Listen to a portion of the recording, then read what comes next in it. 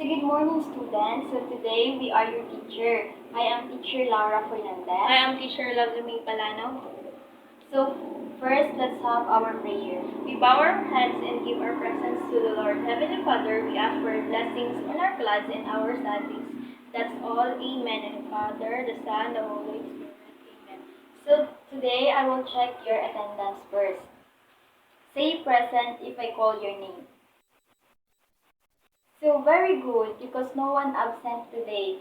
So today, Teacher Lovely will discuss our classroom rules and objectives. So good morning again. Our classroom rules today is, first is be honest, which means maging tapat sa lahat ng bagay, even kay teacher.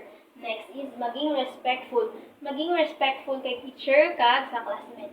Next is listen carefully. Makinig sa mga sasabihin ni teacher para may i-apply sa inyo. Next is raise your hand if you want to answer. Which means is magtaas ng kamay kung ano man ang sasabihin kay teacher. So let's move on to our classroom rules. Next is the objective. First is the student will able to listen and understand the story. Next is express your thoughts about the story. Third is illustrate the life cycle of a plant. That's all. That's our classroom rules and objectives. So now, Teacher Laura will give you a short story that entitled The Little Seed That Wanted to Be a Tree. So good morning, students. So today I will read you a short story that entitled The Little Seed That Wanted to Be a Tree. So listen carefully because after I read a short story, I will ask you some questions.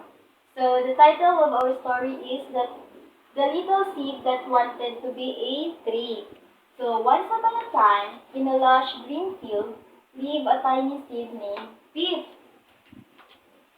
Pip was a restless little seed.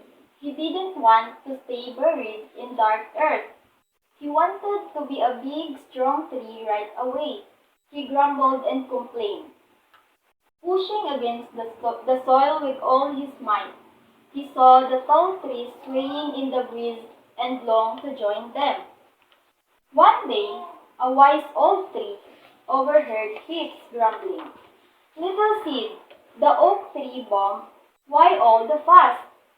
Pip explained his impatient he wanted to be a magnificent tree immediately without waiting. The tree chuckled. "My dear Pip," he said, "becoming a great tree takes time. You need sunshine, rain, and patience to grow strong roots. You must absorb the nutrients from the earth and learn withstand the storm. Only then will you become the magnificent you dream of." So Pip listened carefully. He realized the oak tree was right. He settled down, patiently absorbing the sunshine and rain. He grew slowly but surely, his roots digging deep into the earth. He learned to bend in the wind and to withstand the occasional storm. Years passed. Pip, once a tiny seed, was now a tall, strong tree just as he had always dreamed. He understood the true strength and beauty come from patience and perseverance. He learned that rushing things only leads to frustration, but that with time and effort, even the smallest seed can grow into something magnificent. So, if you understand the story, I will ask you some questions. So, number 1, who are the character of the story? Yes, you. Very good. The character of our story is Pip and the oak tree. So, second question. What is your thought in our story?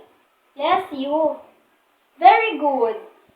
The thought in our story is the little seed that have impatient behavior. So, third question. What are the needs of the tree to become a strong tree? Yes, you. Very good. The need of the tree to become a strong tree is to become a great tree, you need sunshine, rain, and nutrients from the earth. So very good, students. So that's all our short story. So teacher Lovely will give you a assignment and activity.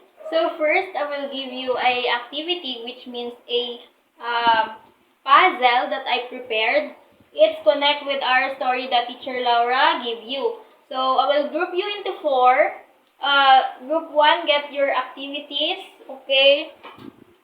Group 2, Group 3, and Group 4. So, job well done. So for now, let's move on to our activities. So I prepared your assignment. I will give you a bond papers that you will bring it home. You will draw your own version of this journey and show the different stages of growth. So get 1 in pass. So that's all. That's all. Goodbye. Goodbye, students.